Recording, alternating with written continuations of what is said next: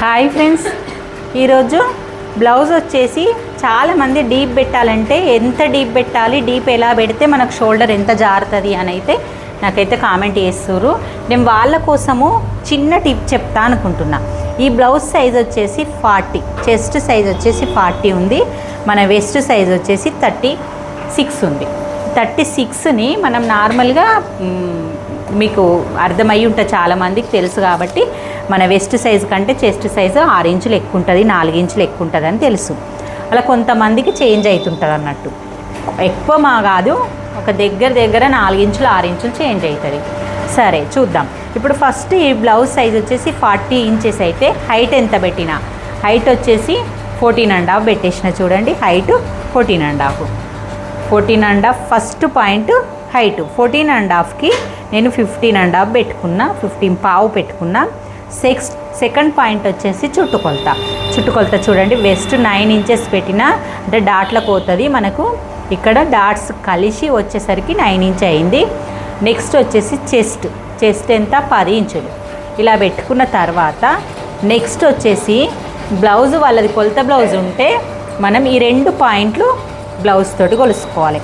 కింది నుంచి నెక్ ఎంత ప్లస్ ఒక్కసారి కింది నుంచి నెక్ ఎంత, కింది నుంచి చంక డౌన్ ఎంత, ఈ 2 మెజర్మెంట్ చేసుకొని దీన్ని పక్కకు పెట్టుకొని చిన్న మార్క్ చేసుకోవాలి. చేసుకున్న తర్వాత ఇక్కడ మనము చెస్ట్ పాయింట్ వచ్చిన ప్లేస్ ఇలా మార్క్ చేసుకొని ఈ హైట్లో మళ్ళీ ఇక్కడ నుంచి వచ్చే 10 ఇంచులకు కూడా ఒక మార్క్ చేసుకోవాలి. చేసుకున్న తర్వాత నెక్స్ట్ వచ్చేసి మనం ఈ షోల్డర్ డిసైడ్ చేసుకోవాలి. వాళ్ళ కొలత బ్లౌజ్ తోటి నెక్కును డబుల్ ఫోల్డ్ చేయాలి. డబుల్ ఫోల్డ్ చేసి నెక్ ఇలా మెజర్ చేయాలి. చేసుకొని మనం నార్మల్గా ఒక 2 పావు వచ్చేటట్టుంది అని అందాజకు పెట్టుకోవాలి. నెక్ డీప్ వచ్చినప్పుడు నెక్ తక్కువ వస్తుంది, చాలామందికి తెలియదు. 5.5 మొత్తము, 5.5లో 2 పావు నెక్, 3 పావు ఫీట్ వచ్చింది. దీన్ని ఇలాగే కట్ చేసుకోండి. మొత్తం టోటల్గా మనకు ఆమ్ రౌండ్ కూడా కట్ చేసినాం.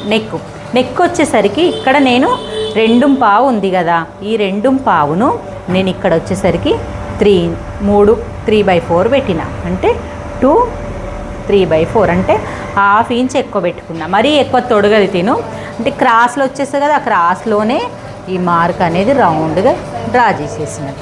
ఇప్పుడు మన నెక్ మీద ఒక చిన్న టిప్ అన్నట్టు, ఇక్కడ చిన్న పాయింట్ 2 పాయింట్స్ అంతా మనం ఇలా క్రాస్ డ్రా చేయడం వల్ల మనకు నెక్ పడిపోదు. షోల్డర్ నువ్వు ఎంత డీప్ పెట్టి ఇంకా కొంచెం ఇలా డీప్ పెట్టినా ఇది పడిపోదు.